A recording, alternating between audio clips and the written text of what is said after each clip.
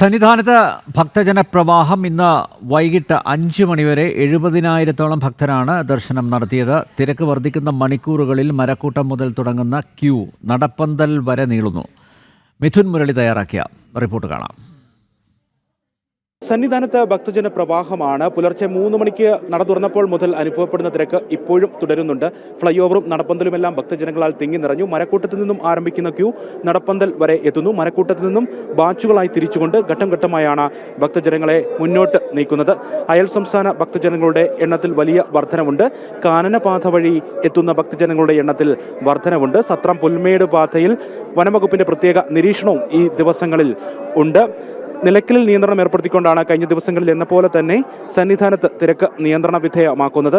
കഴിഞ്ഞ തിങ്കളാഴ്ച മുതൽ ആരംഭിച്ച തിരക്ക് അതേപടി തന്നെ നിലനിൽക്കുന്നു. 1 ലക്ഷത്തോളം ഭക്തജനങ്ങൾ എല്ലാ ദിവസവും തിങ്കളാഴ്ച മുതൽ ദർശനം നടത്തുന്നുണ്ട്. കുഞ്ഞയ്യപ്പന്മാർ, കുഞ്ഞു മാളികപ്പുറങ്ങളൊക്കെ ധാരാളമായി എത്തുന്ന ദിവസമാണ്.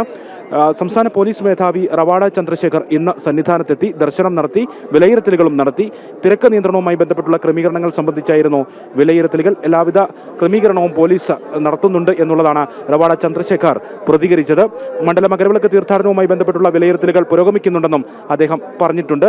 ഈ ഡിസംബർ 26, 27 മണ്ഡലപൂജ ദിവസങ്ങളിൽ 35,000 ഭക്തജനങ്ങൾക്കാണ് ഡിസംബർ 27-ാം തീയതി, 30,000 ഭക്തജനങ്ങൾക്കാണ് ഡിസംബർ 26-ാം തീയതി വെർച്വൽ ക്യൂ ബുക്കിംഗ് അനുവദിച്ചിരിക്കുന്നത്.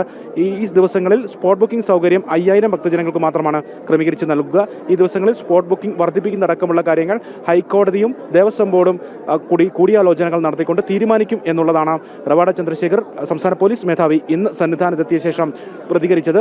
ഈ 5,000 എന്നുള്ള കണക്ക് അത് ഡിസംബർ 26, 27 ദിവസങ്ങളിൽ മണ്ഡലപൂജ ദിവസങ്ങളിൽ വർദ്ധിപ്പിക്കുന്നതുമായി ബന്ധപ്പെട്ടുള്ള ചർച്ചകൾ ഇനിയുള്ള ദിവസങ്ങളിൽ അത് ദേവസ്വം ബോർഡും കോടതിയുടെ പരിഗണന, കോടതിയുടെ അഭിപ്രായം കൂടി കേട്ടതിനു ശേഷം അക്കാര്യത്തിൽ ഒരു തീരുമാനം ഉണ്ടാകും എന്നുള്ളതാണ്. എന്തായാലും തിരക്ക് വർദ്ധിക്കുകയാണ്. തിരക്കിന്റെ മണിക്കൂറുകളാണ്. കഴിഞ്ഞ ദിവസങ്ങളിൽ അനുഭവപ്പെടുന്ന തിരക്ക് അതേപടി തന്നെ ഇനിയുള്ള ദിവസങ്ങളിലും തുടരുന്നതിനുള്ള സാധ്യതയുമുണ്ട്. ഇനി ക്രിസ്മസ് അവധിയുടെയൊക്കെ ദിവസങ്ങൾ വരുന്നതുകൊണ്ട് കുഞ്ഞയ്യപ്പന്മാരും ഒക്കെ ആയിട്ട് ധാരാളം ഭക്തജനങ്ങൾ എത്തുന്നതിനുള്ള സാധ്യതകളും വിലയിരുത്തപ്പെടുന്നുണ്ട്.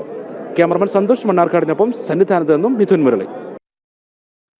ഇനി മറ്റു വാർത്തകൾ നോക്കാം. ത്രിരാഷ്ട്ര പര്യടനത്തിന് പ്രധാനമന്ത്രി നരേന്ദ്രമോദി ഈ മാസം 15 മുതൽ 18 വരെയാണ് സന്ദർശനം. ജോർദാൻ, ഒമാൻ, എത്യോപ്യ എന്നിവിടങ്ങളാകും സന്ദർശിക്കുക.